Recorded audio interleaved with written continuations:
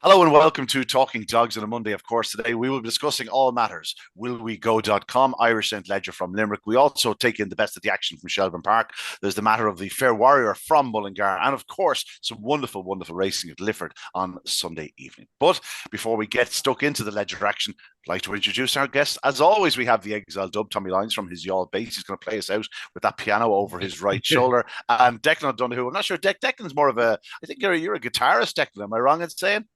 Singer, believe it or not. Singer. Oh, Tommy. I'm not going to do that either. We could have a duo playing us out here this morning, huh? He hums it, I'll play it. Morning, gentlemen.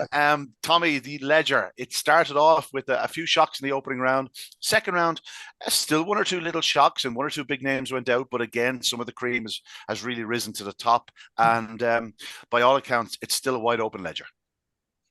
We had a 25-1 winner in the heats on Saturday night.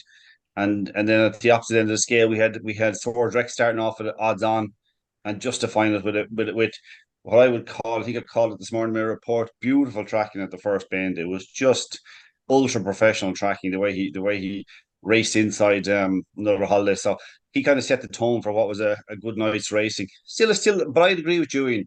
Even though that was a standout performance, it's still a wide open Ledger, wide open.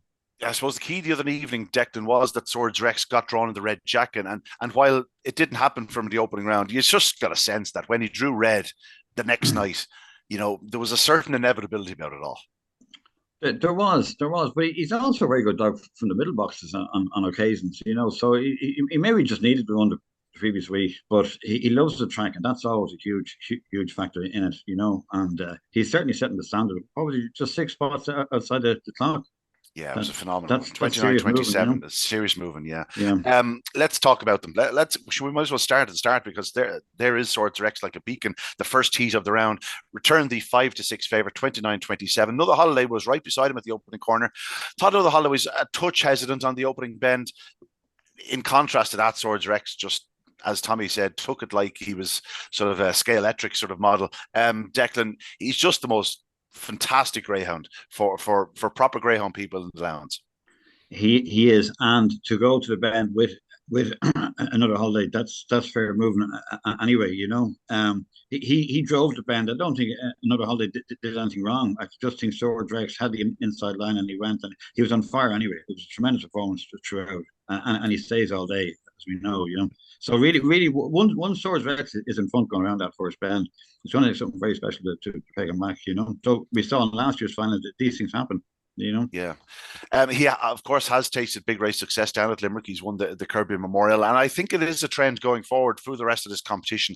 Like, there are certain dogs you can see through the remaining heats that really do take to Limerick. And there's one or two that are still trying to get to grips with the place. That's like every track, really, isn't it? When you think about it, it suits some dogs and it doesn't suit others. He loves it. Clonbrine Treaty obviously loves it as well, and we'll be drawn wide all the way through. So they're two major players. Yeah, Tommy Swords Rex, professional as always. Like we discussed him last week, and again, I was quick to write it off because he got squeezed early. It just didn't quite happen for him. But again, on Saturday night, he's drawn trap one, and to be honest, I was struggling to see any way in which he could be beaten if he came away on terms, and so it proved. Yeah, I loved the way he tracked the first bend because, like, he's, as I said last week, I mean, I still don't fancy him that he'll necessarily win a Ledger. I think there's still an awful lot of work to be done, right? You said it there, like, I mean, you were pointing out that things were in his favour the other night, and I said last week, I think he's one of the best dogs we've seen for years. He really is. Like, he's been phenomenal at the top level for a very long time. And if he goes and wins it, and I'm proven wrong, I'm quite happy to accept that because he's that good. He's that good at Greyhound. But I actually came away from the. I was going to say I came away from the race with a different opinion of Another Holiday, but probably not in the sense that Another Holiday has the ability to win something big. Whether it'll ever happen, I'm not sure. I mean, his run the other night was superb, really, in defeat. He definitely veered away from Swords Rex at the first bend and cost himself momentum. Right, he definitely hung away from him, on purpose to avoid a clash. Right, that's okay. That's what greyhounds will do. Some greyhounds will do. He he was a little bit quicker than Swords Rex down to the third bend. He closed the gap a little bit, and Swords Rex tracked beautifully as he always does and kicked away and did a huge time. So I mean, in defeat, Another Holiday was doing 29:48. I mean, I'd be happy to take 2 lengths off that for if Swords hadn't been in the race, I think he might have done 29.27, but he done 29.34 probably, something like that. Another holiday would have. I mean, I just don't know that he'll do it week in, week out. Another holiday. Do you know what I mean? It's pretty pointed that his only victory in over 550 yards came in the first round of the Derby, first round of the Ledger. He didn't follow up in the Derby, and I would suspect that this is actually a follow up. Like, he's doing 29.48, Tommy, as you say, giving away that length of base. Like, the only dog that went faster outside of Swords Rex was Clonbrine Treaty on the night. So if you let's say you had an anti-post block at another holiday, you certainly wouldn't be disappointed with a Declan. Like, you got to remember, like, it is Swords Rex out in front of him at his very best doing 29.27. So it was a superb run by another holiday, but you're just a little bit concerned that he just did stay that. Now, I tend to believe he is more of a middle runner anyway, but he did definitely just mind himself for that step or two on the opening corner, be it staying a little bit wide or a slight hesitation, whatever way you want to put it down to. But the fact of the matter is, he's the third fastest qualifier going into the third round. And it in a way, it was clever tracking because he's avoiding a bump there. How many other dogs, especially when you're going to the corner, would have just tried to move in and barge their way around? So it was actually good tracking. He is a good dog. He's running well. I wasn't always sure that he's a competition dog to go through so many rounds, but he's doing everything right so far. Certainly very good on Saturday. Yes. Yeah, very good indeed. No, I actually I like the kind of way both of you phrased it there, because you have the same concerns that we do, Declan, that he mightn't be a competition dog, or he's not a proven competition dog. But I definitely think Ian is right. That run, that effort was a follow up on a good run in the first round, definitely. And I'd love to see him do something similar next week, produce another big effort next week, and then he's a serious Leisure player. Because if you put him in 3 in the final and Swords Rex in 4, he might just get first one, and all of a sudden it's a difference of a length or two, and all of a sudden you have a proper race on. So, I mean, I actually come away thinking that he's a Ledger player. I don't want to back him. I still like him to prove a bit more to me, but I won't fall down if at the end of the competition another holiday is who we're talking about, because in raw ability he's close enough to being a classic kind of type of dog anyway. Yeah. Back in third in that heat and progressing was Deadly Style. Sonia and Grande actually ran a good enough race in fourth spot. He just didn't get the start that he's capable of. Colgan Zeus and Disco Pants, having won their opening round heats, went out. The betting was pretty much spot on here. The 5-6 favorite beating the 7-4 favorite, and then it was an 8-1 chance in third. The only dog that was short in him was Disco Pants, who certainly missed a kick and just couldn't get involved. It's worth pointing out that Swords Rex, while he's doing a very fast 17-10 to the third bend, he's doing a 12-17 home. Like, that's proper 550-yard running. Like, he really is strong. To highlight that, we'll go to the second heat where Bobsleigh Sid got loose. Now, we know he's not a stout stayer, but he's doing 12:55 home. So he's a good. He's good. Yeah. He's nearly 40 spots behind Swords Rex from the third bend to the line. Boyle Sports or Bobsleigh Sid. Oh, here we go. Bobsleigh and Boyle Sports. I'm at it again. Bobsleigh Sid was installed 7-4 favorite. He got loose on the bunny. I was fancying Penny's Links from Trap 5. I thought he'd been a real eye catcher in recent weeks, and I just thought this was a race that was set up for him.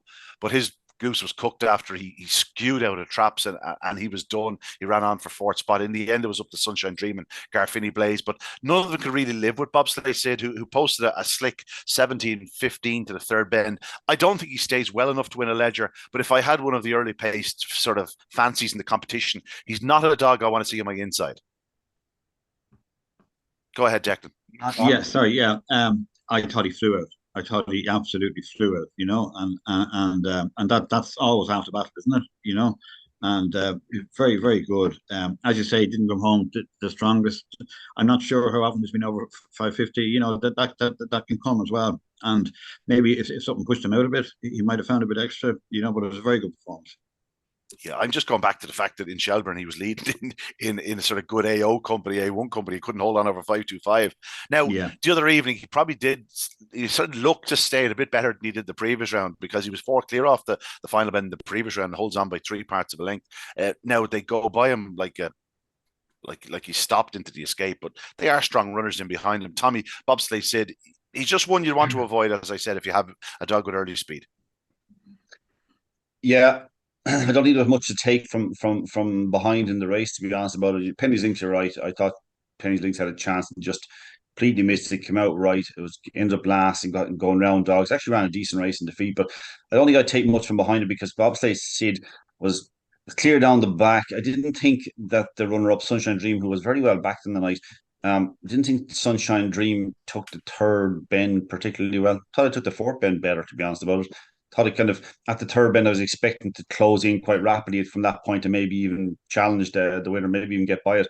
And it just seemed to hesitate in terms of its progress. Its progress halted at that point. They all ran on behind. Nothing. Penny's Links obviously stronger than anything. It ran on very well, but yeah, I don't think there's a ledger winner in it. But you're right. Bobsleigh Sid he's going to improve clockwise. I think he can improve, but he's more of a problem to other greyhounds in the later in the competition. I think a potential problem to other greyhounds because of his early pace. Now he did 17:15, which is 5 spots behind Swords Rex, which is really good. Is really good. It's like because Swords Rex is getting a solo, so like even though we don't have him down as an absolute blast out early pace dog, Swords Rex, he's still from the very, very, very, very top drawer, right out of the top drawer. So if you're a dog like Bob says here, and you're getting to within 5 spots of him at that point when he's getting a solo, you're doing something very right. Yeah, it is worth pointing out. He does a 5:29. Sunshine Dream and Garfield Blaze, like both of them have plenty of form over 6 bends as well. So I think that sort of sums up what's in behind them. It was certainly when Penny's Links fell out like he did and Boyle Sports Gift didn't get loose. It was there for Boyle Sports Sid to stretch them on and open up a racing advantage. And that's exactly how it happened. And those that took the 7-4 or even bigger if they potentially could were well and truly rewarded. We'll move on to Heat 3 because there was a bit of quality in this contest and somewhat surprising and somewhat disappointing. Clonruth Sydney went out in fourth spot. He was installed a 13th way favourite, but nothing surprising or disappointing about Trinity Junior, a finalist last year, Champion Stakes winner earlier in the year. Tim Slevin, we got a text from Tom Fitz this morning, and he told me just to make sure to mention that Tim Slevin has promised, being a proud Leinster man, that if Trinity Junior does manage to win the Ledger, he's going to wear a Munster jersey on the night of the final. So, well, we hope that we're holding him to that. Yeah, I think he like this. This is a nice, and I'm probably what we expected in. This was a kind of a nice step up on his first run effort. He actually ran well after not doing things right in the opening round. He was beaten a long way, but it was his first run for a while. I think it was early September from his previous run. So he's a class act. He didn't fly out of traps. He can break a lot better than he did the other night. He actually had to work exceptionally hard to get around the bend. So I like the performance. Yeah, a little bit disappointed with Clonruth Sydney, but actually, because he wants the rails, there was a kind of a dog. I can't think what it was hemming him in basically all the way around the first 2 bends and even out of the second bend where he begins to make his progress and the like. So I think we might have lost Ian there, Declan, did we? Lost Ian again. Yeah, he's back. You're back, Ian. I was just saying that I felt that Clonruth Sydney was kind of hemmed in around the first 2 bends and even out of the second bend, where he begins trying to make his progress. He just got held up at every time that he was going to. You felt like he was going to start taking off, so it never really happened for him. But Trinity Junior's a dog that like didn't break to the best of his ability, but still showed great battling quality great quality, not battling quality, great quality to get to the front. And it was a classy performance, and one I'd expect him to improve upon next week. Yeah, I don't know where I was cut off. Where exactly was I cut off? I just started talking about that heat. You effectively just led into No, I was just saying Tim Slevin, Tom Fitz texted me this morning telling me that Tim Slevin, a proud Leinster man, if he wins the Ledger, he's going to be wearing a Munster jersey on the night. So that wouldn't be a bad thing to see. Peter Cronin has a good record in these classics, and Trinity Junior certainly going the right way, Declan. He's a real professional. The night of the Champions Stakes proved that.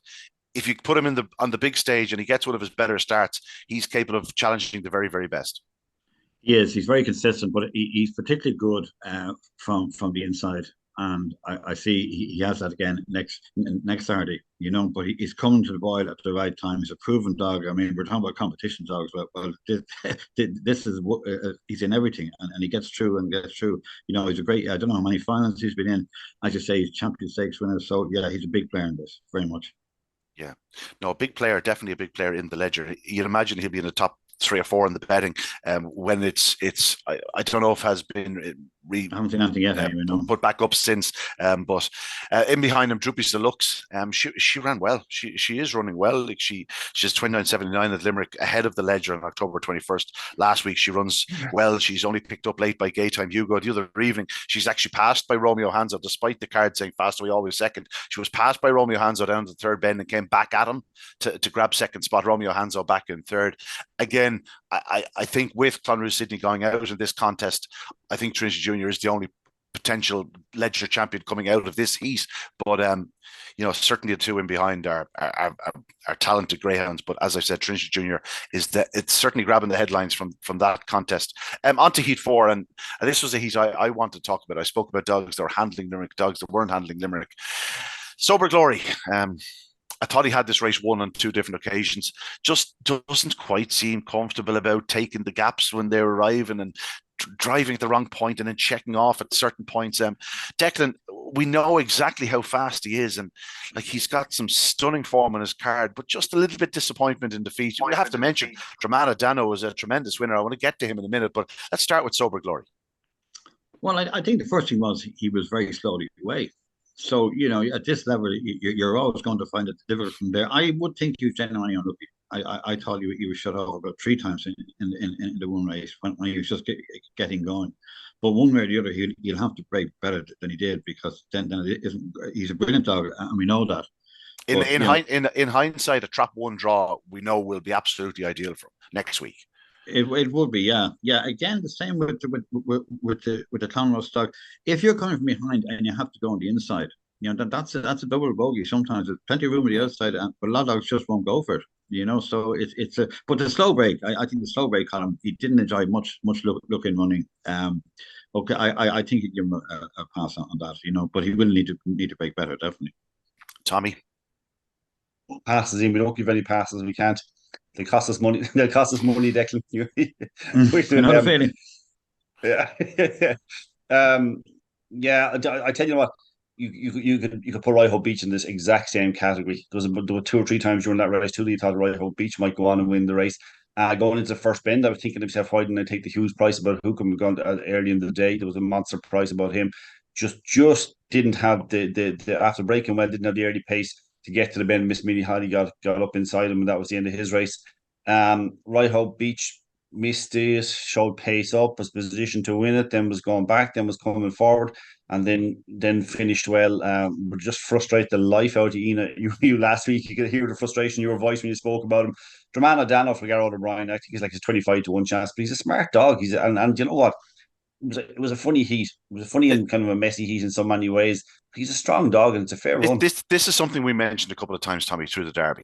The early rounds of the Derby and maybe the Derby plate. Dramana Dano. Every night, it was like, oh, there's Dramana Dano, 25 to 1, 33 to 1 about him. Right? If you look at his card at Shelbourne Park through sort of August and September, let's say. Right? So let's say, he came out of Waterford and then he ran in Shelbourne Park. 20 to 1, 16 to 1, 20 to 1, 50 to 1. Now it says 3 to 1. That's in the Consolation Derby. Now that's 33 to 1, right? He certainly wasn't 3 to 1 that night. And every single one of those nights he ran a big race. And every single day I sort of said, I don't know why this dog is this price. It's just like, oh, he hasn't won a race here. Let's put a pen through him. He has no chance. And every night he was beating good dogs, and it just seems to be a false price every single day. I had the same discussion with someone during the week about Dramana Dano. They were going to big price him in the firms, and I think I was doing the card for Racing Post the other day, and I think I stuck single fingers to him because this dog runs his heart out every night. He just gives his all, and when he went to the front, I'll tell you one thing, it was going to take a hell of an effort to pick him up. I know I said about Sober Glory, but a bit disappointing. If he got through the 3rd bend, it would have been close, but there was no guarantee he was going to get there. Like, finally, he might just get his dues. Like, this is a talented greyhound, and God knows Garrod O'Brien is a talented man with a greyhound too, Tommy. Like, anytime he's come to Shelbourne Park, I've shown him respect, and he's earned it. Well, anytime he comes and brings a dog to y'all, it's the same thing. They're normally smart dogs. You don't see him with poor graders. It just isn't that, it doesn't deal in them as far as I can make out. Dramana Dano is a really, really good dog, and you obviously when you're that smart a dog and you produce performances early in your career, you end up being stuck at the highest level and in among top dogs, and sometimes it takes a while to adapt, or sometimes if you lack a little bit of early pace or whatever, you're going to get yourself in lots of trouble. But like, he's shown that he can cope with it without maybe being a prolific winner at the level. He can cope with it, and he can produce performances like he did the other night. I mean, they're not one-offs. 25 to 1. I hope somebody backed it. Yeah, I'm sure somebody did. Declan, it's some dogs are just like that. No matter what they do or what they achieve, they're always going to be a big price. I agree with everything you're saying, and in fact, I was watching the race in Shelbourne, obviously, and I knew after the 2nd bend he was going to win it. You Yeah. know, once he was in front, I know there was traffic behind, but I mean, he was in front and he wasn't going to be hauled back. That's it, you know. Yeah, he's doing 29.80, like, and he doesn't lead until sort of near the second bend. He has to go around dogs around the opening two bends, and just as you say, when he gets on the bunny, like he's doing the 17.53, so it means he's coming home in 12.27. Like that's He right was up very there with comfortable, them all. You very know what I mean? comfortable home. Yeah, yeah, Yeah, for very sure. comfortable. Sober Glory in second spot, as I said. He has an unbelievably big engine, and I think there's a huge run in him. But he's gonna want to tidy up those trapping boots. Ryhope Beach, I give up. I won't look at him again until he's in the 600 race at Shelbourne Park, maybe Winter Racing Festival, and I'll consider him. But my God, he's some engine. But again, it's just thoroughly, thoroughly frustrating. Let's move on. Heat 5. Mr. Chelm showed the signs, Tommy, in the opening round that he was going to come back to form. For all that there were a few runs in the opening round where you went, that dog badly needed it. Mr. Chelm was a beacon, badly needing the run. This was a much better display from him the other night. I fancied Nomadic Nova. He didn't get the start he needed. He actually ran well in defeat. Mystical Messi was third. The rest, Deadly Jet was in a lovely position into the corner, but checked off when the other dog cut him off, and that ended his claims. But Mr. Chelm was pretty comfortable out front, 29.62. I'm sure Peter Cronin was more than delighted with that. Oh, I'd say so. And as I talked about last week, it does feel like what happened was he was forced into rush his hand a little bit with the Derby, and it took his toll in the Derby eventually, and he's just had to give the dog a bit of time since, and I think he's going to be primed for a huge effort throughout this competition. I'd hope he qualify all the way to the final. I think he's going the right direction. We talked up Nomadic Nova, the potential of him, and yes, what we talked about also last week was evident again. He dived left going into that bend, which is a Yeah. very dangerous thing. He got away with it. It's He got funny away because with it. he stayed lovely and wide for the first sort of 50, 60 yards. You think that's your line. And then just as Yeah. soon as any sort of gap was there, he dived straight in, nearly on top, like he was on top of trap two, glorious best on the opening corner. Yeah, that's going to be a worry going forward with that dog for me anyway. Now, look at there's tremendous potential there, tremendous potential, and he maybe it's not luck, maybe it's a clever tracking that he was able to get around that bend without trouble. But to me, it looks like a little bit of a miracle, um, and I would worry about that going forward. I think like he's a dog that's going to do a phenomenal run one night. I'd like him to turn into a dog that's going to do them on a regular occasion in terms of be a competition dog. I don't know if that's going to be the case or not. There's definitely an X factor there in terms of his ability. But like the little red flag I waved last week, I'm still holding it above my head. Just that tendency to dive in at the bend. Maybe it's because there's a little bit of space there. Doesn't look like it. It doesn't look like that's the reason. But maybe I'll give him the benefit of the doubt and watch him again next week and maybe see an improved display. But I'm just a bit concerned overall ability wise. Yeah, still, it looks like a potentially special talent. Not one yet, but potentially that. But I wouldn't take much away from Mr. Chelm. I think that's just a step towards where he's going in this competition. Okay. It is worth pointing out Nomadic Nova was only having a seventh start, but he does have a bit of Yeah. age inside. He is in August 21, so I'm sure he has plenty of schooling done. Declan, let's start with Mr. Chelm and then give us your opinion on Nomadic Nova. I think you sum it up there. I mean, one is such an experience. He was second in the Derby final, and he's a seasoned, experienced dog. And I thought it was a very efficient performance. Mm. That's what I felt That, about that it. Very good. that's the He's gone that's on the the way. that's Yeah, the perfect terminology for it, really. yeah. Yep. And the second dog, he's only had 7 races. You see, the dog is a complete novice. And he's tremendous pace, and he learned. You know, a couple of times you'll do that, and then you learn quick enough. There's nowhere to go there. You know what I Yeah. mean? Hopefully, as you said, one or two dogs you mentioned earlier don't never seem to learn these things.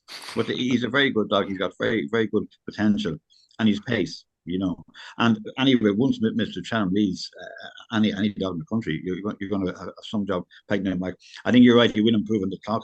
He's coming to the boil at just the right time. Top class trainer, everything in his favour, and he's a very experienced dog, and that does help in these competitions. Yeah, it certainly does. Mr. Chelm, a good winner. The artist formerly known as Kildare. Nomadic Nova was second. We have to mention Mystical Messi was third for Pat Kilfoyle. Pat has a good record in the ledger. He's won it in the past. And Mystical Messi continues to progress, but will need to step up on recent efforts too. worry the big guns. Heat 6 was won by Glengar Elvis.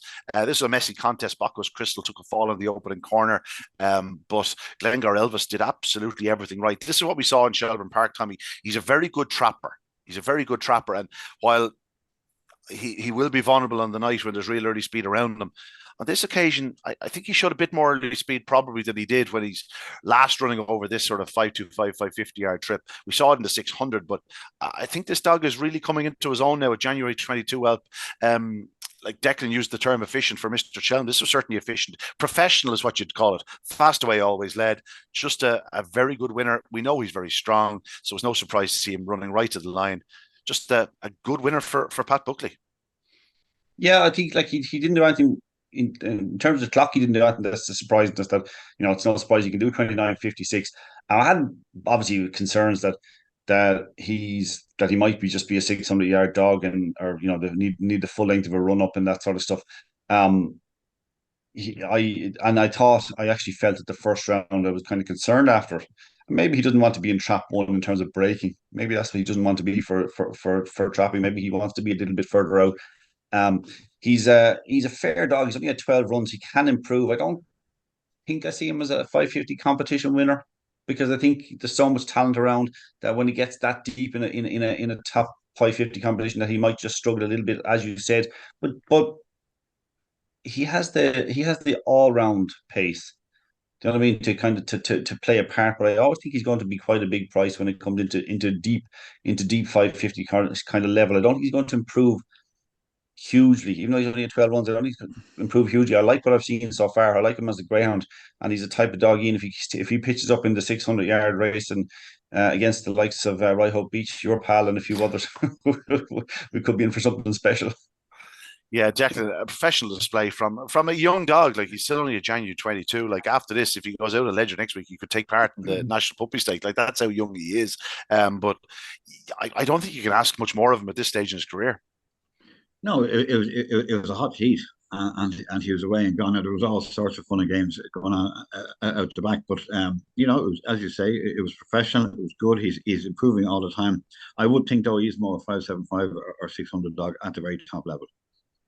Yeah, I think we're all in agreement with that. It's the last it's the last few yards into the corner where he will be vulnerable going forward. Whereas that's not an issue really in 600 against a different type of greyhound. Bacchus Crystal took a fall. It's a shame to see her going out. I thought she was ready to produce something. Music Light Away came through for a second spot. Hasn't flown in either round, but we know how good he is, Tommy. Like the Derby, where his trapping improved through the competition, it's going to need to happen here very quickly. Well, Packet Foyle is really good at this, isn't he? Kind of really good at kind of getting them to slowly make the progress through a competition and getting to peak late in the competition. So look, I don't know that he to me, I don't have him down as winning a 550 again, a big 550-yard competition, which is a kind of funny thing to say about a dog that's been to a Derby final. He's yeah, I don't know. Like I'm like you in terms of if I'm looking at it coldly from trying to pick out the winner of the Ledger. I haven't seen anything close to enough in the first two rounds, but I still suspect that there's going to be a night, whether it be next week or maybe in a semi-final, that he's going to produce something a bit better, because certainly the talent he showed in Shelbourne Park isn't evident here so far in the competition. I'm just not ruling it out entirely. Yeah, Declan, Music Light Away will need to produce something pretty quickly because, as Tommy alluded to, it's getting pretty hot now. Like we're down to the last 24. There's no room for error. Worth pointing out, Clonturk Bruno qualified in third. He came in as a reserve in the opening round at a decent price. He ran third, and the other evening 28-1, and he finishes in front of the likes of Ballymac, Run, Annabelle, obviously the stricken Bacchus Crystal. So yeah, Clonturk Bruno, he's giving his connections a good twist. Absolutely, and as you say, a reserve came in first, and he's still there. I think the other three at the back made all sorts of trouble. To be fair to him, Annabelle and Ballymac run, and we saw poor Bacchus Crystal was on the deck. So you can't criticise them in any way. It just they never got a run at it. But the first three are good, and the winner is good. Music Light Away, I think you're right. There's something more needed now. He just needs to step up another gear too. I would think at this stage. Yeah, more needed. It sounds like my school reports. On to Heat 7, the penultimate heat of the round, and you mentioned actually earlier on, Declan, about certain dogs, certain tracks. Clonbrine Treaty is very much at home around Limerick. He is imperfectly drawn as well, which is always a help, And he looks right up there. I mean, I'm not sure. I haven't seen the betting for the next probably isn't made yet, but he's certainly right in the frame. He's everything is just right about him. Loves the track, will be drawn in the right box every time, and he's a lot going from. He does a 12:35 home. Just goes to show what he's doing to the third bend. He's doing a 17:07, and that's not off a flying start. His pace to the third bend, Tommy, is pretty breathtaking. Certainly around Limerick, it is anyway. I think it can be anywhere. I'm not putting him down as a pure Limerick Greyhound at all. Yeah, I think he lost his form completely.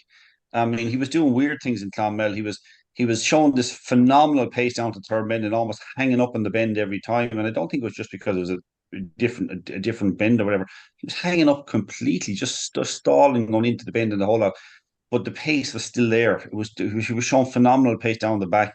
I think that there must have been issues along the way, but like the way I phrased it this morning in the report was it was explosive. That's what his early pace is. He didn't break brilliantly yet again. yeah. Ballinabola Una, who I love this heat for many reasons.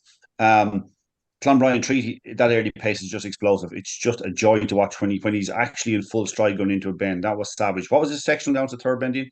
17:07, Tommy. It was the fastest around by 3 spots. Yeah, by 3 spots. 17:07, which I think he can improve upon quite a bit, actually, to be honest about it. If he could just break. Now, obviously, as we get tighter in the competition, you're going to have to break, that explosive early pace might get you out of trouble, but it mightn't get you far enough clear if you don't exit. But I love the fact that he followed up on a good run last week and he improved on the clock quite considerably. And there's more to come from him, I think. Ballinbola Una, I highlighted last week that I wondered, was she going to keep breaking? Breaking. She broke again. She broke really well. And do you know what this is? Do you know what this to me? Right? I don't think she's going to win a ledger, right? But to me, because she's a young bitch with not a huge amount of experience, she's going to be a superstar next year. Because if she okay, she's getting picked up at the moment in the early stages and then running on again. Um, she's progressing with racing. I think when she starts to put it all together, when she really strengthens up next year, she could be something utterly special. Really special. Actually, more excited about her this week than I ever have been about that performance. Gaytime Hugo was turning on her tail. Okay, got a little bit of trouble. But never looked like getting even remotely close to her, which tells you what she's doing home as well. Gaytime Hugo is actually a kind of a good gauge in this. I know we mightn't have him down as the most reliable dog there for a while, but he's a good gauge in this because I think the Blackstone Lacey, is there an 850 on the Night of Stars or the Winter Racing I Festival? was just about to say, she's a sister. Guess what she's a sister to? Yeah, Right, Hope Beach and Sober Glory. That's some powerful letter. She absolutely rocketed it home. I mean, I like look at. I don't care what anybody says. When I watched that video, she finished third. I have no Yeah, idea how she's fourth. it's hard to believe the three was third. It's impossible. Yeah. But like, I think she's there like 750, 850, whatever. She's going to be putting in some savage performances. I think she's Calzaghe Jan. She's that the She damn is, was it. yeah. I mean, she's going to put in something special over six or eight bends in the future. But I think that's a really good heat, and that's why I love the fact that the front two were nicely clear of the remainder. I think they're serious greyhounds. Yeah, there was a lot of eye catchers in this contest, Declan. Like, apart from the winner, like Ballinbola Una ran a huge race. Gaytime Hugo actually had to run a big race to get the better Droopy's Bro, and then Blackstone Lacey flying home like a train. Like, there's a lot of quality in this contest, as Tommy alluded to. You would take a lot out of it. I mean, he is right. She is exceptional even now. I wouldn't mind even next year. She's Yeah, exceptional at the moment. She's breaking better. She's not breaking brilliantly, but she's breaking better than she did, and with more experience. So yeah, she won't need 750. She's a serious hound, yeah. and she's very good. Third dog ran a very good race. I agree with you, and the other one was certainly finishing fast. There's no doubt about that. We'll all be keeping an eye on her now if she ever steps up and trip Blackstone Lacey. Moving on to the final heat of the round, and Bobsleigh Dream was just Bobsleigh dreaming. She's she knows her own mind. That's the best way to put it. Like, there's no question she's not straightforward, but I'll tell you something. She has gears to burn. I have no doubt she could have won that 5 lengths. But you know what? She's keeping a bit in reserve. What do you think, Tommy? Did you see? I thought she was. I thought she was having a look around from not in any way thinking of fighting or anything like that, but she was having to think. Geez, I think I have this one turning off the last bend. You're expecting her to kind of go on and win 4 or 5 lengths, and she just kind. I have enough done here. I know how this works. I know where the winning line is in Limerick. She's like Usain Bolt in like the first round of an Olympics or something, where he's looking around and coming to the line and just eases up on the line, just doing a 10-10. You think, yeah, there's about half a second left in that fella. She is just monstrously fast though. Like, this is Beeper's Lariat out in front. Like, he's as good a yardstick as you get in the country, Declan. And for her to, I'm going to say, toy with them, is what she basically did. She did, but I thought that Beavers ran a fantastic race. He was very, very quick, very fast. If he keeps running like that, he's in the mix there. I thought it was a very, very good performance. And maybe she mightn't pick him up that easy. She was always going to win, and she kind of knew it. But I'm very impressed. We know what she's like and how good she is. She's very, very special greyhound, and she could win it again. Of course she could. But at the same time, I was impressed by Beaver's Lariat, I must say. She is one where, like, more and more Tommy certainly beats this drum, Declan, where the classics are won from the front and 550 yards, certainly around Shelbourne Park. It's about what gets around on the bunny. But like we saw her last year's final, I don't think it matters if she's 2 lengths or 6 lengths back at the second bend. She's going to be in the mix. Completely, of course. She's absolutely one of the best in the country, And listen, how many dogs we talking about here already that have to break or that have to lead? That's never a problem with her. It's not going to happen anyway, but it doesn't affect her, And you're talking about other ones earlier on. There is a skill in coming from behind. Like Tommy was talking one earlier on that kept trying to come through. I think it was Conor tries to come through on the inside all the time. No, she won't. She picks her way through the field. That is a skill. She's very good at it. She's top class. Yeah, as you say, Deck, like, it doesn't matter if the gap's on the inside or the outside. If it's she'll take the right option. That's right. That's right. The right option. Beeper's Larry, in theory, go ahead. Yeah, well, in the heating, like the section was desperate down to the third bend, 17:42, I think, was it? Which is fairly pedestrian, which means that you would think that whatever's up front is going to stay on harder. It's a bit like like a slowly run race, like there's not as much taken out of them in terms they can find a bit more. So it's probably an even better performance than we're putting it down as, if you know what I mean. It's probably an even better performance because it should, in theory, at least be much harder to get by the dogs in front. You think Beeper's Lariat was like doing Luke Morris around Linkfield, slinging off that final bend and kicking for home. I think, look, Beeper's Lariat ran a fine race, so don't get me wrong, but I think it might be better, even better than it looked from Bobsled Dream. She's just like, I don't know if you can't. I think it's hard not to like her. I mean, I'll like her performance in the final last year is more than just a really good performance to watch. It's more than that. It's class. It's quality. It's one of those races that's stuck in my brain now and will be. I've often gone on about the Grand Prix when Serene Rumble beat Heavenly. Won the Heavenly Moles or something. Won by 4 lengths. Speaking of which, the Michael Donoghue Memorial was on it, and Escorti on Thursday night, who of course trained the Heavenly Dogs. I remember it well. Great night in Harold's Cross. Serene Rumble, what a powerful galloper he was. I want to mention Tommy. I want to mention Church St. Sid with you, Dennis Fitzgerald and Michael Crotty. They're getting some spin out of this fellow. Like, they bought him.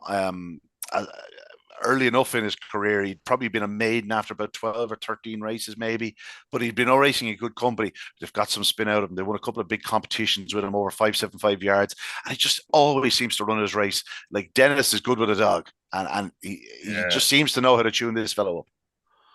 He does. Dennis is excellent with a greyhound, and Mick Crotty is a great fella for the game too. I think he wouldn't have big numbers in racing at a time, but he'd always have always try to have a decent dog and loves a bait and just loves the sport, loves the fun of it. Would always go to watch his greyhounds run. And I think this dog is he cost him a nice few quid. Like, he wasn't wildly expensive, but he cost him enough. But it's nice to see him. He won a 10 grand stake there not that long ago, and nice to see them get a bit of reward. Dennis is a really good trainer. You'd like to see him have a little bit more ammunition that he could actually be competing in the classics, deep into the classics. Yeah, we saw him win a 575 yard stake at Shelbourne Park, Declan. He's a nice dog, this Church St. Sid. He is. He's a very good dog. He's a very good dog. Yeah, and he ran. He's consistent as well. You know, he's a good steady dog. Yeah, for sure. Yeah, I love that. I just like the fact that they're getting such a twist out because they like Yeah, he wasn't prolific when they bought him and again like he's have to win an 18,000 euro worth of prize money and like, the longer he stays in this ledger you could well add to that tally. That's it. That's 8 heats done and dusted. We have 4 wonderful quarterfinals to look forward to on Saturday night. Again, trap draw is going to be very important going forward. Looking at the opening heat, Sober Glory, Glengar Elvis, Another Holiday, Mr. Chelm, Ryhope Beach, and Droopy's Deluxe. That's a deep contest. You know what I mean? When you see the likes of Sober Glory in one, all of a sudden you're thinking, well, sure, he'll win from there. And then you realize, oh, well, Glengar Elvis might out-trap him, or Another Holiday is going to go fast. Mr. Chelm is flying, right? Hope Beach, sure, God knows what he's going to do. And Droopy's Deluxe on the outside has got a lovely draw, get a clear run around the outside. It's just goes to show, Declan, it's very competitive now. There's no room for error in that contest in particular. absolutely, absolutely. Sober Glory is well drawn, you would think, yes, but you could see the tree, Another Holiday coming out and just making the corner, and Yeah. that would probably win it, I would think, you know. But it's, as you say, it's wide open. There's a series. Mr. Chelm is pretty well drawn at 4. There's no issue with that either, and he will keep improving, I would think. Yeah, Tommy, this is one of those races where you could be betting prices rather than dogs coming the off because there'll be 2 or 3 dogs in this. There'll be much bigger prices than they normally would be. 100%, you're right about that. That's definitely, well, 99.9% of my betting is done that way anyway. But like, this is a race I looked at straight away and went, like, I'm like Declan, I fancy Another Holiday on just reading the form. That's without prices. But when if I see the prices and he's 6-4, they can keep it. Like, do you know what I mean? He's not going to be 6-4, but you know what I mean. It'll be down to price of whether I think he's. I think anything above 9-4, I'd have to probably take a chance on him. But he's a dog again. Obviously, we have a small bit of reservation about. I'm like Declan though; they could easily overprice Mr. Chelm here. Yeah, thinking that he's on the outside of Another Holiday, and yeah, Sober yeah, Glory. and I think Sober showing Glory ability will to probably race. end up being favoured, despite the fact he's suffered a couple of costly defeats. Yeah, but again, it's purely down to price. Like, look, I'd have 1, 3, and 4 qualifying personally, but it'll be down to price what I would back if I have a bet. Look at on without prices to aid, I'd be with Another Holiday. At all prices, I could change my mind with prices. Yeah, Declan's with Another Holiday as well. Is that right, Declan? Yes, yeah. Yeah, I'll go with Sober Glory. Just I'll just keep going. I'm jumping over that cliff every week. All right. Moving on to the second heat. I think there's no doubt what will be favoured here. Excuse me. Swords Rex racing from Trap 3. Declan, you said it earlier on. He has a great record from every box. In truth, and with Balnabola Una and Clonturk Bruno on his inside, like, with all due respect to them, they shouldn't be able to live with him to the corner. And if he traps on level terms, he's going to be very hard to contain. And then it's a case of whether Beeper's Lariat or Nomadic Nova can trap with them and potentially put up a challenge. But I would suggest Swords Rex will be pretty short here. Yes, because even if the 2 trap with him, he's on their inside, running to the bend. So yeah, he looks. I think Trap 3 is perfect for him, actually. Yeah. I'm going to go with Swords Rex as well to beat Nomadic Nova. Tommy. I will go with Sword Rex to beat Balnabola Una. I think she's running fantastically. I think if she breaks as well from inside, she'll hold her position well enough to kind of. I just really like her as a prospect for next year. And like Declan said, there's no. I'm not talking about going up to 600 or 750 or anything like that. I'm thinking as a 550 bitch next year. I think she's a proper prospect.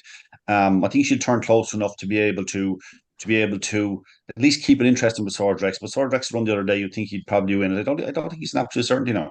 Yeah, it'd be interesting to see if Nomadic Nova does pop out and all of a sudden the 2 are going into the corner. Just if Nomadic Nova moves in on top of Swords Rex. Now, Swords Rex is well and truly able for that sort of battle. Like, you're not taking on a little corner forward here. Like, you're taking on a proper centre back. Like, this fellow will stick the shoulder on him if he has to. But it'd be very interesting to see, as you said, Balnabola Una, if she holds Clonturk Bruno to the corner, she is a player certainly in terms of the qualifying stakes, even perhaps challenging for the victory. Moving on to Heat 3, Trinity Junior, Romeo Hansel, Sunshine Dream, Bobsleigh Dream, Dramana Dano, and Music Glide Away. The eye immediately, Declan, is drawn to Trinity Junior because of the draw on the inside. Obviously, Bobsleigh Dream is the one you'll be staring back at, going, where is she? and where's she going to appear? For me, they're the two standouts on current form, but I don't think you completely dismiss the chances of Music Glide Away or even Dramana Dano. I think I'd have Dramana Dano ahead of Romeo Hanzo and Sunshine Dream. I think Hanzo's been a bit disappointing. Yes, I would think Trinity Junior would win. Bobsleigh will be second, and I would think probably Music Glide Away make the cut as well. Yeah, very well drawn. Tommy. Yeah, 1-4 and something, yes. But Trinity Junior has a great draw. He's going forward in this competition. Yeah, he's like Declan says earlier on. He's just a fabulous competition dog. Yeah, I think it'll be a heads up, heads down on the line. I think Bobsleigh will manage to get up there. Yeah, I wouldn't mind betting. I wouldn't mind betting under a length here. You know what I mean? I don't impose our likely. My God. Yeah. I just to be honest about it, I kind of put it in my head that she should be in the final anyway. So I'm not worried. I'm not even going to be worried about her watching the race next week. It's just about progression. It's just wait, yeah. And so we get to the final. And so we get to the final heat, and when we spoke about, if you have an early pace dog and you don't want Bobsleigh Sid up against you. Well, Bobsleigh Sid's in trap 2, and by all accounts, he should lead up Gaytime Hugo, Garfield Blaze, Mystical Messi, and Churchtown Sid, but he has a certain Clonbrien Treaty to deal with. I could see these two going hammer and tongs down the back straight. I think Clonbrien Treaty will probably just have too much from the third bend, but it'd be very interesting to see if Clonbrien Treaty didn't lead at the third bend with Bobsleigh Sid in front of him. All of a sudden, then you have the likes of Gaytime Hugo sort of charging in behind, and just it could get a bit sweatier than you think. Now, I think Clonbrien Treaty would be a very short price favourite, but I don't think he's a certainty. Am I wrong in saying? Sorry, to me, is it? Oh, whoever. Speak up, Declan. I don't mind. Yeah. Well, I'm the opposite to Tommy. I never look at price. I want to be on what passes that jam stick first. You know what I mean? And in this case, it is going to be Clonbrien. I would think.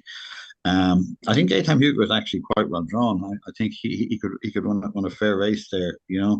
But Bobsleigh is running very well. He's running very well. He could go up to the corner with Clonbrien. I agree with you that would make it interesting. But Clonbrien Treaty, trap 6, and then I think everything's perfect.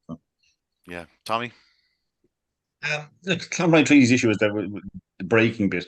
His early pace is explosive. Now, this is interesting, and this will tell us where we are, right? Because Gaytime Hugo, you would imagine. Although he can break. Did he break in it? Did he break in the heat of the Kirby out of trap 1? Did he break well? No. I think it was from the middle. I think he won a semi-final in 2809. I think he got loose that night. I don't think he's led since then. I think he won an A1 550 or something. Remember one night Declan, he was given a race, shall we say, and he took charge sort of on the corner. But I don't think he's led since that night in the Kirby. Does like the inside. That's the one thing I would say. He does like the inside. And it's one of those situations where he does want to bomb out. That gives him lovely run up the inside, and he should have the speed to hold the rest of them. So he can certainly make the frame, but I just feel that he won't get going quick enough to get to the two out front. You know what I mean? Yeah. The only problem with Clonbrien is he can miss the kick sometimes badly. Yeah. That is the two problems now in my mind with Clonbrien at the moment. Like, I love that explosive early pace the other night, and you putting it on the back of the run the previous week, you would think, okay, he's nearly back to his best, and we've got something exciting to watch again, right? That is true. Now, if he pops out, I think he's a certainty here, right? All right. Before I go on and tell you what my concerns are, I think he's a certainty because I think Bobsleigh Sid is not certain to get a run. I have a feeling. Don't say it. I'm not certain. Gaytime Hugo is too experienced a Greyhound now to just kind of lie down and let it all happen in front of him. Even when he's in trap 1 now on Saturday night, I just have a funny feeling that he could be a dog that could break it a little bit better. But anyway, it's not a deep race, right? So you if you were looking at the race and your connection, Bob said you're thinking, geez, we have a great chance to pop out in front and at least lead the inside. But now Clonbrien Treaty's early pace is explosive, but if Bobsleigh Sid leads him down to the third bend, what does he do? Does he hang up in the third bend again because the Greyhound's in front of him? When I was saying he was doing it in Clonmel, he was doing it because he was behind Greyhounds too. He wasn't in front and hesitating into the bend. He was doing it because he was behind Greyhounds. He wasn't leading. And if he didn't lead, I would just be very interested to see what he might do now. I would hope he just drive on and qualify in second place and happy days, and worry about breaking the following week and whatever else, and progressing through to semi-final and final. But it would teach us quite a bit if that were to happen. Now, I personally think he's going to lead. I think he's that early pace, like that just nearly blew me away the other night. It's just explosive. It's a joy to watch. So I'm hoping he'll pop out and do that again. But if I had to have a concern, if bobsleigh Sid, and it would be nice to learn something on Saturday night rather than be worrying about it the following week, especially if Clonbrine Treaty is so close to the head of the market now to win the competition. I mean, if you're going to be asking a short price, you need to know all the answers before. There need to be no questions anymore if you're taking a short price about a dog. With Clonbrine Treaty, I'd just like to see him in second place at the third bend some night and see what he would do. Yeah, I just have that concern still. I think, but I actually don't think that'll be this Saturday night. I think he's going to pop out. I think he's explosive. I think he's too good for the competition he's up against. I was a tiny bit disappointed with Gay Time Hugo last week, but I did make the point that I thought was a really good heat. I loved the two in front of him. I thought the fourth round of Super Racing is a 7:50, 8:50 bitch in the making. So, I just have a small bit of I wouldn't back Gay Time Hugo at the moment. That's the way it'd be. But I think Clonbrine Treaty will pop out and make all, and we won't learn much about it. Simple as that. It's a cracking ledger. We're on target. Like if you look at some of the dogs that are left, like let's say Swords Rex gets through. So an Easter Cup winner, Kirby Memorial winner, Clonbrine Treaty, Kirby Memorial winner, Bobsleigh Dream, Cesarowicz, and defending champion, Trinity Junior, champion stakes winner, Mr. Chelm, an English Derby runner-up, a Derby plate winner. There's some serious quality still there, Declan. Like you have the potential for one of the great ledger finals. Absolutely, and let's hope the all go through on Saturday. It is about qualifying at the moment. Let's face it, and they're pretty well spread out. You'd be surprised if one of the big names didn't go through. Yeah. And but trying to pick a potential winner at this stage is they're just all so good. Yeah, it's tough, Tommy. No, it's tough, but it's good. It's what we want. I spoke about during the Laurels that the Laurels was a different type of final. There was a lot of greyhounds that were coming through, progressing, and I kind of love that as well, because that's you're seeing what you think might be future stars, right? These are all, most of these that we see here, most of them, not all of them, but most of them are established stars. We know their quality, and it's always exciting to look towards them in a final together, and it's going to be red hot and whatever else. But the Laurels was a completely different type of competition, completely different type of final, but a really good one, equally good. This is going to be, I don't think you could pick 6 greyhounds out of the last 24 and have a bad final in the leisure, which is great to have that to look forward to. So it makes each of the heats now for the next few weeks exciting. But in terms of picking the winner, I'm not ready to stay at the top of the market just yet. No, yeah. Although, I think we'll leave picking the winner for this week. I wouldn't even ask you this week. I think it's tough. I really do. As I said, it's a lot's going to come down to the draw, and that first 5 strides in the opening, first opening strides in the final. Like that's what it's going to come down to, really, when you think about it. Let's move on, because there was a fair bit to cover outside that. We'll have to race through it at this stage. Shelbourne Park, Declan, there was a good crowd on Saturday night. The festive season is sort of kicking in a little bit earlier than normal. You can see there was a good crowd up in the restaurant. Nice few people knocking around downstairs. It was my first night at Shelbourne Park where I was downstairs sort of enjoying the racing since my father passed nearly 4.5 years ago. And it was great to be back down there. Good buzz about the place and some really good racing. There's a good atmosphere. Saturday at Shelbourne has got very, very good again, but there was a real buzz and excellent two brilliant finals. Absolutely. And I thought the last 2 winners in the card were exceptional. They're proper greyhounds, Declan. Let's get into it. Let's talk about them, right? Let's talk about the Paddy Merriman Memorial €10,000 final, and like on paper, every single one of them was capable of doing a 28.50 run, and you knew that much was going to come down to the start. And by God, why Bonnie Lad had read the script. He absolutely rocketed 197. How often do we see 2 seconds broken these days, Declan?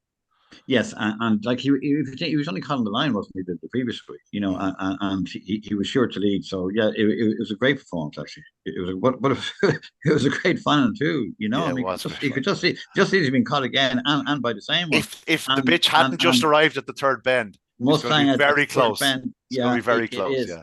I was just writing about that. It's very hard to pass on the inside at the third bend. Yeah. Just after, as we saw in the other final, just after you can do it, especially if the other one moves out. But to actually go on that inside at that third bend, it's very, very tight. And it doesn't matter their seeding. They all seem to want that same line at the third bend. Yeah, it's a strange one. Yeah, but it's a great fun. Two great ones, and was nothing between the previous week as well. Yeah. And I thought a few good performances in behind, like my man Sam ran well. Uncle Tom missed a kick, and the first time he'd really done so in the competition, he actually showed a lot of pace to finish where he did. But no, a good final. But why I Bonnie Lad is certainly a nice one for Robert Gleeson and Martin Langley. Martin Langley, as you can imagine, given the name of the dog, Tommy, he's a man from the tune, but he supports Arsenal, which I thought was a bit strange. Which I look at, I turned on Racing Post TV the other night and I saw that interview and I had to turn it off. I thought I was seeing things. I was hearing one thing and I was hearing one accent and listening to different words. I was thinking, what's this disappointment about? They won. What's he on about? February 22. Well, he's young. I'd imagine the National Puppy Stake would be the next one for him. He'll need to listen. His clocks will need to get better, but at the same time, there's not too many to lead him to the corner deck.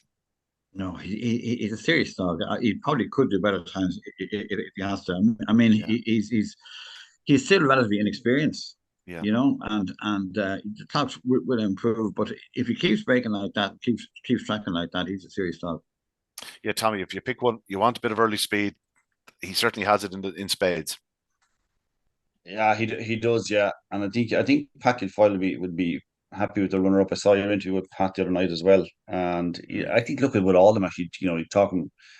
Pat seems to be very much talking about the future with her rather than the present, doesn't he? Very, very much about the way he was talking about it, and I think she ran a great race. And in fairness to the winner, it was he was holding her all the way to the escape, and I don't think that's widely significant, to be honest about it, in terms of either of them, because I think they're both kind of progressive kind of sorts that who knows where they might go next year.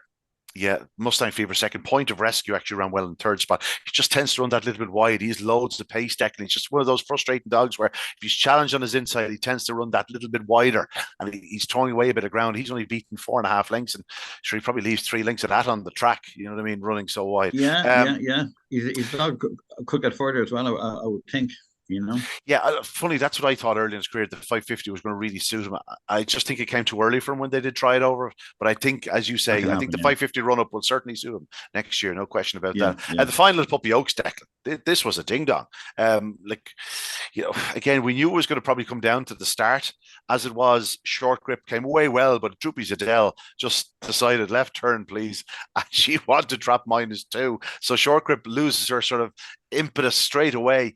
In contrast, Sing Along Dolly broke fast, and then Rushy Meadows lived up to her name. She rushed up the inside to take it up onto the opening corner. Seemed to be holding Sing Along Dolly to the third bend, but Sing Along Dolly was very intelligent. She took that stride. She could see what was happening. Rushy Meadows moved off ever so slightly. She took that little quarter stride for herself and then dived in. And all of a sudden, she's through the gap. Rushy Meadows comes back at her, a neck in the finish, but a tremendous final, deck. It was a brilliant race. It was the two of them dominated. Scooby missed the kick completely, so she was in trouble straight away. There was a bit of crowding, bunching, as you say, between 4 and 5, and really 6. The Lincoln one had to lead. She really had to lead against those at this level. They're all top class, but you would feel for Rushy Meadows a bit because she came back again, going to the line. It was very, very tight, but a tremendous performance by the winner and dripping with potential, I would say. Yeah, I spoke to Pat Buckley after the race, and he thinks a lot of her. He thinks a lot of Sing Along Dolly. She's a really nice bitch, and I get the sense from him that he doesn't think she's got to the bottom of her.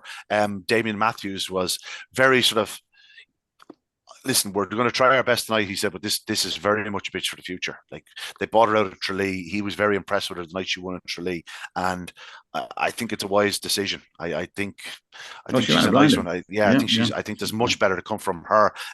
Just point out that their kennel is absolutely flying. They had 2 or 3 very nice winners. Fernandez was a good winner on Friday night. They unveiled a really nice pup on Thursday night, a dog called Merit's Inclusion. Just take an eye on him. He looked as green as grass. He showed all sorts of pace to the corner, all sorts of pace down the back straight, and he's the son of Dramana Bucko. He's one to keep in mind.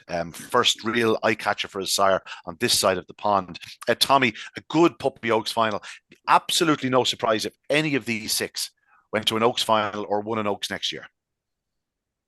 No, there's a few things I liked about it. The winner, you'd have to absolutely love when a winner does what it did at the third bend, kind of comes back and drives inside. That's a kind of the only way Greyhound will do that is if they're absolutely determined to be in front. absolutely determined to want to get there and trying to find another way. It's actually extremely intelligent tracking. You'd have to love it. I found it interesting to hear Damien Matthews talking and saying they bought the bitch with with next year in mind. But the fact that he mentioned the Kirby, has there ever been a bitch to win the Kirby? I doubt it. Don't think there has been. I think along I think Sally would have gone close to it, but with a couple of no, others. no, no, I'm what I mean by that, I'm encouraged by it because we've been talking about, and you mentioned to him the other day in your interview talking about the quality of bitches in the country at the last few years, because we've harped on about it now from probably 4 years at this stage, maybe more. We seem to be constantly talking about it, and it is great, and it would be good. It would actually be good, I think. But the Kirby is such a good competition. It's going to be difficult, but it's actually encouraging that somebody like Matthews, who are steeped in greyhound racing forever and know greyhound racing inside out, that they would be thinking that could be a positive move to buy a bitch to try win the Kirby. And obviously, look, she could be an Oaks bitch or whatever else. But I was interested by that, and I kind of liked it, and I kind of liked the way that they were thinking that she might be that good. They must think the absolute world of her. Yeah, I got that impression. I have to tell you, I did Yeah, get that impression. I yeah. think an awful lot of her, and I think he's only sort of getting into her at the moment. And just don't be surprised now if she turns into a proper one. Again, you could make claims for every one of them going forward. Like Scooby Countess missed the kick, short grip. Like we've seen just how good she has been. It just didn't happen for the other night. She was for me a bit disappointed in semi-finals, but I spoke to Sean Kokeman, and he felt that she was in much better form the other evening, just didn't get a chance to really show it. And even then, like, she's only beaten 4 lengths in the neck. She's doing 28.74, and she gets like absolutely sideswiped a trap. Struppy Zadell from that draw, she was never going to win. And Lincoln Legacy, as Declan said, she has to be on the bunny. And they're hoping she'll come in season now and strengthen up over the winter. And if she does, like, with that early speed, she's very, very special. Declan, some unbelievable performances in the undercard. You mentioned the 2 Trap 1 winners, Highview Splash. Great to see Jerry Merriman, Dolores Merriman, having winner on the night. Of course, absolutely. It was great to see Dolores actually there the other evening. She made the presentation for the Paddy Merriman Memorial, and Dale Road Duke for Pat Guilfoyle and Tomas O'Keefe. Two dogs that won over 525 yards that you cannot wait to see over 550 next year. Oh, they are potential Derby dogs. No question about it. That's what they are.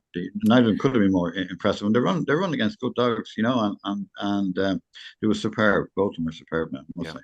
Pat Guilfoyle spoke actually about Dale Road Duke earlier even. He sort of said, I sort of said he's the type of dog you already have your campaign mapped out, and he sort of that explosive boy type campaign, Easter Cup, Race of Champions, Derby. That says it all, Tommy. Yeah. Oh, definitely. But sure, that goes back again, Ian, and you've talked about it a lot. I've talked about it a lot. The Dennis Linehan Solicitors unraced final. Droopy Flightline was the winner. Dale Road Duke finished third. Not surprising that he's developing into what we thought he would be at that stage. He did a trial last week, 28.04. The 17 and 14 around Tralee as well. That's incredible. Like, that's an incredible trial. Yeah, it really is a stunning trial. And as a result, like, he's odds on. There's a Derby runner up in 3. You know what I mean? He's opened up 4-1 on the boards. And Dale Road Duke, like, 8-11 he's returned, but there was no 8-11 at the off. It wasn't it just great to see Ballymacfin racing again and racing well, having been in the war the previous week. That was just great to see. But Dale Road Duke, like Declan said, he's had a little bit of a break, and he's a proper prospect. Love to see that performance the other night. But I was just delighted Ballymacfin back and running a race. That's what we wanted to see. Highview Splash, I think he's every bit as good, Declan. I love the way he burst his way through on the opening corner. We saw how good he was during the Juvenile Derby. Just seems to be a dog that has everything: early speed, back straight pace. 550 yards won't be a problem to him whatsoever. Not at all, or even further. I mean, he's a powerful dog. He's powerful and pacey. Yeah, powerful and pacey. That sums it up. Skippy Gilbert had a lovely double. I want to mention that Simon's Cap and Ballynew King. Tommy, I got him for forgetting Paradise Madison's brother again. Mal Brandy. Jeez. I have a mental block at that dog's name, don't I? I'd say that's the 7th time I've had to do this in this podcast with you. Yeah, it is. Dog, that's what Highview Splash reminds me of. Absolute galloper. Galloper. Like, at a phenomenal pace, but like, you don't say he's explosive early, he's explosive late. He just does it all at a massive pace, which Mal Brandy did as well. I mean, Yeah, no. the night he beat Paradise Mountain in a 5.75 in Shelbourne, I think the two of them were the same race, were they? That performance, trap to line, was just savage to watch. And that is the type of dog I think Hyvie Splash is. Serious, Yeah. serious caliber. Hal Skippy, Brandy. I'll have to write it down. Skippy, for understandable reasons, was flying at Shelbourne Park on Saturday night. Declan, Simon's Cap is a nice dog. I think he thinks a fair bit of this dog. To win from where he was, to pick up Ballymacvita was a good run. It was a great run, and he was 7-1 because the trip was too short for him. Basically, he's going to be a top class middle distance dog, and the other one ran very well too. The Ballymacvita, that was a very good performance. Behind Simon's Cap, I thought Clonard Curley ran a big race, an eye-catching race, his first run at Shelbourne Park. He walked out of traps, showed loads of pace. Whether he have the early speed against the real 550-yard dogs going forward, we'll find out, but there's no question he's a massive, massive engine. And a couple of other good runners. Sean Conway, his dogs, Declan, are absolutely running out of their skin for about 4 months at this stage. I can't even say the inform. It just seems to be that they're just good dogs, and Sean is absolutely flying. He is, and that a lot of 6-1. I thought that was actually her best performance, or his best performance. That was superb, actually. Yeah, absolutely wonderful off the front. Ballymacwalt took full advantage of an easing grade, shall we say. It was himself and Role Model with the big two in terms of what they'd done in the past. And Role Model ran off the opening corner, left Ballymacwalt slip through. He went on to win in 28-28. Good to see him back to winning ways. He just hasn't quite looked himself in a while. David Murray had a good winner. And I want to mention Crafty Orlando. They've had problems with this fella. Just can't quite get his bloods right. I was talking to Shane Dibley the other night. He showed all sorts of pace the other evening, Declan, to get back to winning ways. It's good to see him because he looked a real prospect earlier in the year. He's very good, and he ran just to Ballymacwalt. I thought he took the corner brilliantly. Yeah, I thought that's what won that race. He almost did what Sing Along Dolly did at the third bend. He did the first bend. Yeah, that was very impressive. Yes, the Orlando one is. The Dibley's just keep producing these dogs at the moment, and one's better than the other. They're superb. And they trialled a few before racing on Saturday night. I think they might be too bad either. It's just like Brendan Matthews at the moment. It's the non-stop coming out on a conveyor belt of winners coming out there. When the pedigree's working, you got to keep producing, don't you? We got to go to Mullingar on Sunday evening. Pavilion Fire. I used the term he deserved to win the competition. Like, from what he had done in the previous 3 rounds, he probably did deserve it. He was the unbeaten dog through the competition. And once again, Declan threw his head up on the line. He just knows where the line is. Yeah. And he's in the mix all the way, and he just seems to know when to do it. And as you say, he's unbeaten through it, so you can't really argue with that. He runs like a 4-bend dog running over 2 bends. Yet he's never raced over 4 bends. Well, he will. Surely he will. You'd imagine they have to give him a try over the 525. And so traffic ran a cracker. Absolute cracker. Absolute belter, and you must mention, I think, Boy Sports Coco, who's absolutely a 525 runner. So to be third in that is very She was second in the Puppy Oaks earlier in the year, and she was a semi-finalist in the Irish Oaks. Like, she's very talented, lovely bit of early speed. We spoke about her a lot earlier in the year. Tommy, Pavilion Fire, good winner, good up by ahead to beat So It's Rapid. As I said, a deserving winner. He did the 21-16 in semi-finals. It's a hell of a run down in Mullingar. Not quite as fast on Sunday evening, but again, the right winner. Yeah, and he just found a winning groove, hasn't he? Like, he had 10 wins in his career, but he's won his last 5. He just seems to have he's won his last 5. He seems to have struck that kind of form, and he looks. I mean, everything about the way he looks in terms of those races. And I don't know much about the Greyhound, but what I've seen in Mullingar, he looks like a dog that will certainly get 5-2-5. Yeah, he made his debut in December of last year, over 400 yards. He's never raced over further 400. In fact, he's only won 500-yard trial in Derry.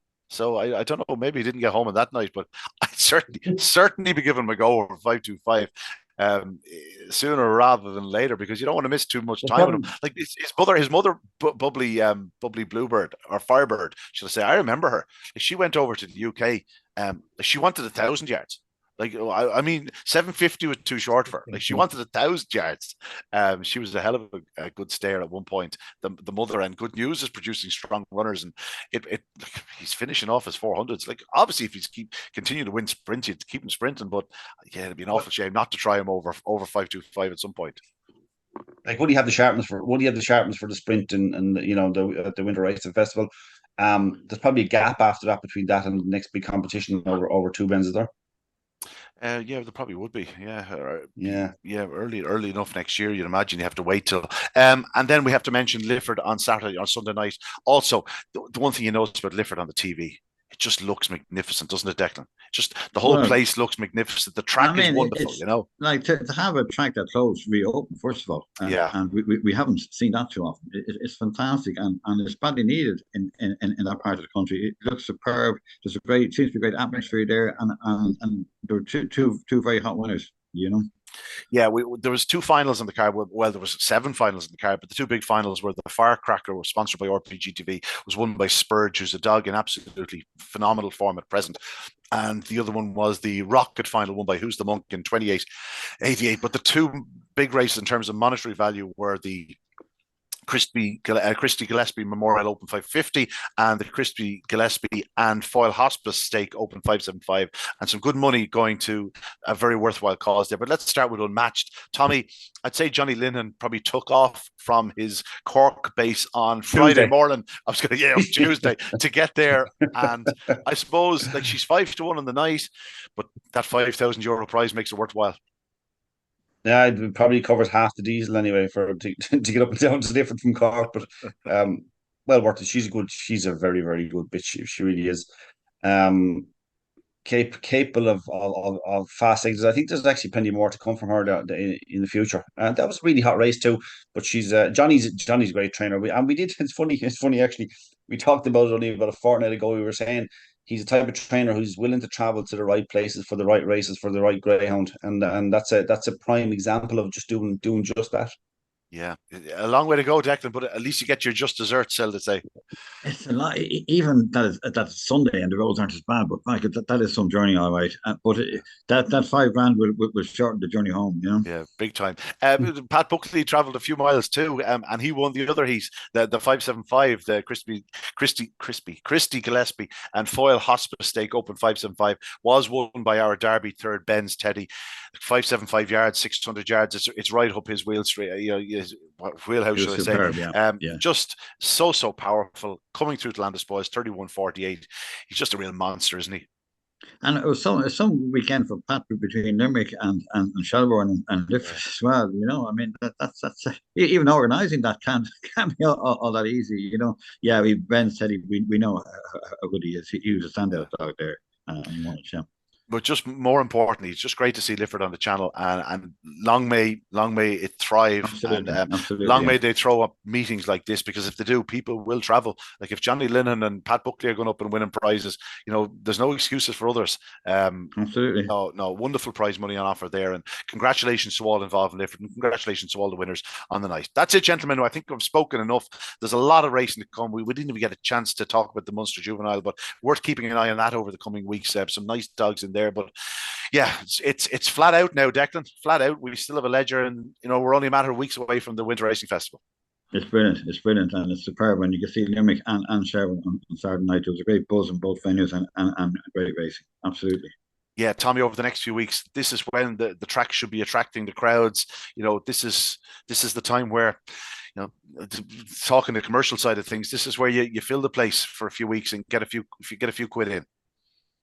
You've got all the Christmas parties coming up now, but you've also got the genuine racing, standard racing that's going to. I mean, if you get a crowd in commercially, if you get a crowd in from a company or whatever, and they mightn't all be greyhound racing, enthusiasts or fans, whatever. You have to have the mix. They have to see what the real greyhound racing fans are like and what they're getting enjoyment they're getting out of the sport to make it worthwhile. Because if it's only themselves going, then it's their own experience, and it's kind of they don't really get to feel what it's about. Greyhound racing is about. So getting the mix of having great racing as well as these crowds in is the only way to get the right combination, so people can feel what the atmosphere is really like. It's brilliant at the moment. It really is. This quality we talked about it. I know you've mentioned it, and I suppose we'll have to go into detail maybe at some stage. But you've mentioned that obviously the changes are going to be happening in Shelbourne Park, and it's going to upset the calendar quite a bit next year. And that is a bit of a pain in the ass. Let's be honest about it, because things have been looked so settled and so well for the last couple of years, and it's taken a long time, and it does take a long time to tweak any calendar to get it right. It feels right at the moment. I'm sure there are people who would point out, hey, there aren't enough sprints to kind of keep going through the year, or there aren't these couple of little things along the way. We don't have enough 600s or whatever else. I'm sure there are little things that could be changed. But in terms of the overall, the competitions, the competitions of note that they now bring us through the entire year. And I think that's important, and it does it really well. So at the moment, it feels like a very settled, very good, very strong calendar. Long may that last. Yes, we're going to have a disruption next year, but we have to make sure that we get back into stride as quick as possible after that. Yeah, no, amen. For those you were speaking about there, the commercial aspect of things, bringing crowds in, this weekend is the perfect time. There will be free entry to selected meetings over the weekend, Thursday, Friday, and Saturday. Check it all out on Talking Dogs. There'll be a list of the venues that are open for free admission over Thursday, Friday, and Saturday. I would highly, highly suggest that you pass it on to friends, relations, to anybody, work colleagues that haven't been dog racing all too often, and say, well, why not come this weekend? It's free admission. Sample it up, have a drink or two, enjoy a night, and watch top class canines in action. Gentlemen, that's it from us. My thanks again to the Exile Dub and to Declan. I won't get Declan to sing us out tonight. Maybe another time, maybe around Christmas time, Declan. But that's it from us on this Monday evening. We'll see you next time. Good luck, good evening, God bless. Well.